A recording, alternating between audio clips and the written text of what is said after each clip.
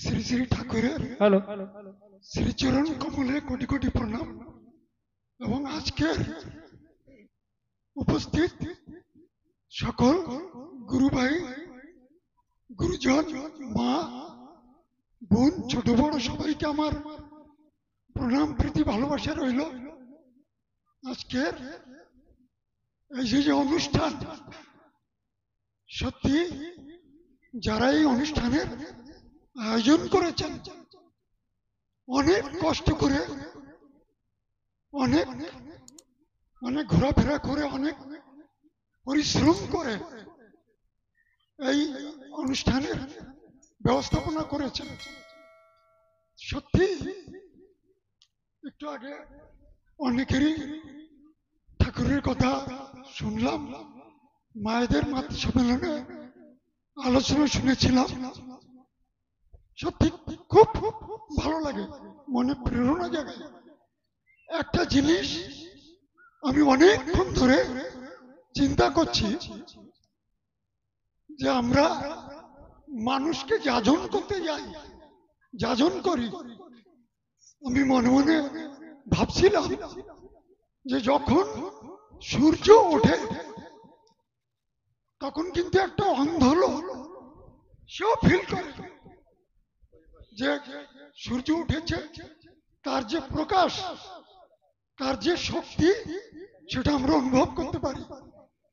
তো ঠাকুর যখন বিশ্ব মালিক আমরা বলি, তিনি বিশ্বের গুরু, তাহলে তিনি তো তার সব মহিমায় প্রকাশিত হবে, হচ্ছে না।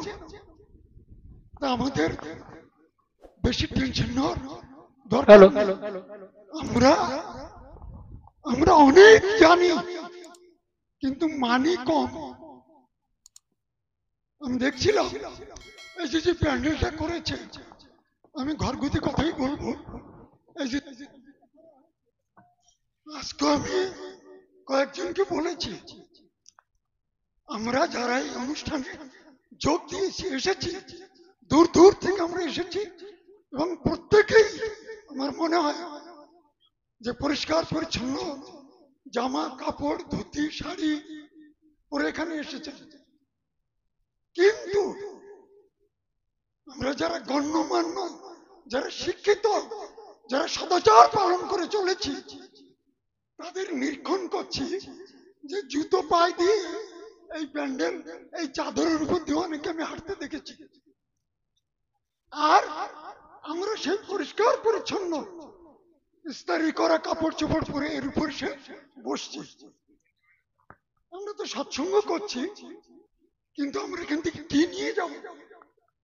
ওই জামা কাপড় কতগুলি জার নিয়ে আমরা বাড়ির দিকে ফিরবো। কারণ অনেক দাদারা মায়েরা আছেন, এখান থেকে বাড়িতে যাবে, বাড়িতে কিন্তু এই জামা কাপড় ধোবেন না, ভাস করে আলমারিতে রেখে দিলেন, আবার এক সপ্তাহ বা এক মাস পরে ওই কাপড় চোপড় পরেই অনেকেই আসবে। আমরা যে সদাচারের কথা বলি, আমরা মানি কতটা? ঠাকুর কৃষ্ণদা প্রশ্ন করেছেন, ঠাকুর মানে দীক্ষা, দীক্ষা কি? দীক্ষা নিলে কি হয়? ঠাকুর বললেন, দীক্ষা নিলে আমাদের কমন সেন্স গ্রো করে। আমাদের যদি সাধারণ জ্ঞানটাই না বাড়লো, আমরা লোককে যাজন করবো কি? আমি যদি নিজে, তুই যদি তোর চলার পথে চলতে নারিস পাকা, তোকে ধরে চলছে যারা তারাও চলবে ফাঁকা। যাই হোক, আমি একটা ছোট্ট ঘটনা বলবো, আমাদের পরম পূজ্যপাদ পিতৃদেবের ঘটনা। একবার হয়েছিল কি, মানে বর্দা যে বাড়িতে থাকতেন, ওর সামনে যে রাস্তাটা রোহিণী রোড, ওটা গিয়ে একদম দেওঘরের রোডের সঙ্গে মিলেছিল। তো ঠিক দুপুর হয়নি তখন, মানে বর্দা বাইরে আছেন আর অনেক ভক্তরাও রয়েছেন কাছাকাছি।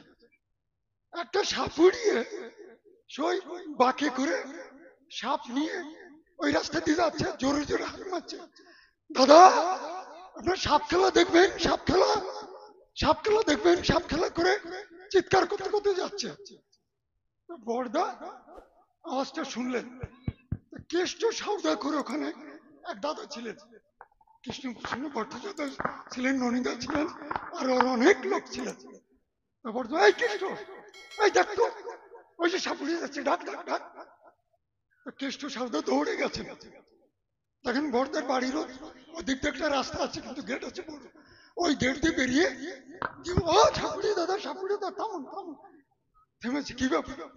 বলে চলুন, বড়দা ডেকেছেন, আপনার সাপ খেলা দেখবেন।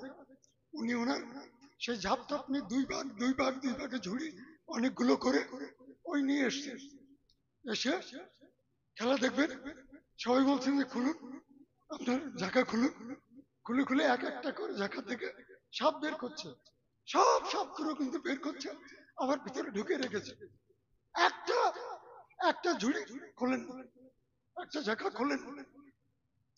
তখন বর্দা বলছেন যে ওইটাই কি আছে? বলে না, ওইটা একটা কেউটো আছে, কাল কেউটো, ওটাকে শব্দ ধরেছি, খোলেন। বলে না না, ওটা খোলা হবে না, ওর বিষ দাঁত এখনো ভাঙা হয় না, এই জন্য ওটাকে খোলা হবে না। তো এখন গোছাচ্ছেন, যাবেন। কেষ্টদা বলছেন, কৃষ্ণপ্রসন্ন ভট্টাচার্য বললেন আপনি খুলুন না। বর্দা বলছেন আপনি খুলুন। বলেন না না, ওটা আমি খুলতে পারবো। বলছেন বর্দা বলছেন আপনি খুলুন। দেখুন ওই ধমক খেয়ে উনি ওটাকে খুলছেন। যখনই খুললেন, খোলার সঙ্গে সঙ্গে একদম লেজে ভর দিয়ে, মানে 3.5 উঠে ফোনা দিয়েছে। ফোনা দিলে তখন তো লোক এদিকে দৌড়াদৌড়ি ঘোরানো শুরু করেছে। আর ওই ফোনা নেমে ও ছুটতে শুরু করেছে। আর সঙ্গে সঙ্গে লোক দৌড়াদৌড়ি হুড়োহুড়ি, একটা স্থূল কাণ্ড শুরু হয়ে গেছে।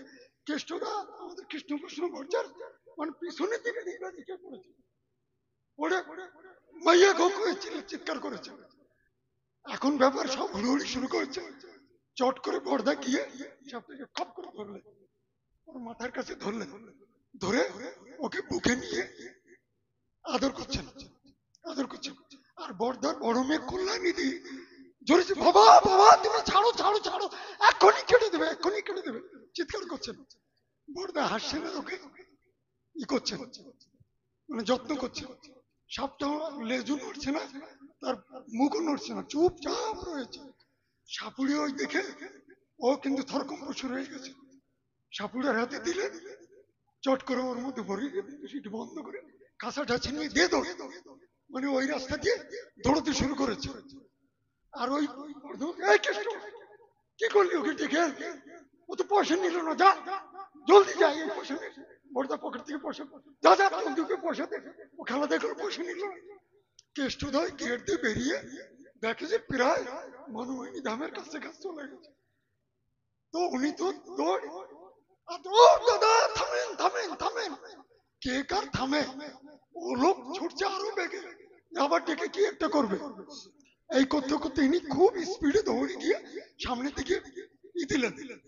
বলে কি কি ব্যাপার, আপনি খেলা দেখলেন, পয়সা নিলেন না, ব্যাপারটা কি? বলে বাবা, কার কাছ থেকে পয়সা? উনি কে? উনি সাক্ষাৎ শিব, উনি সাক্ষাৎ শিব। যে সাপ আমরা বের করতে ভয় পাচ্ছি, উনি সেটাকে নিয়ে আদর করছেন। উনি সাক্ষাৎ শিব, ওনার কাছ থেকে পয়সা নিতে পারবো না। তখন বলছে না না, তাই না, আমাকে এই পয়সা দিয়ে পাঠিয়েছে, আপনি যদি পয়সা না নেন তাহলে আমার হবে, আমার আমার মানে উল্টো পাল্টা শুনতে হবে, দয়া করে আপনি পয়সা নিন।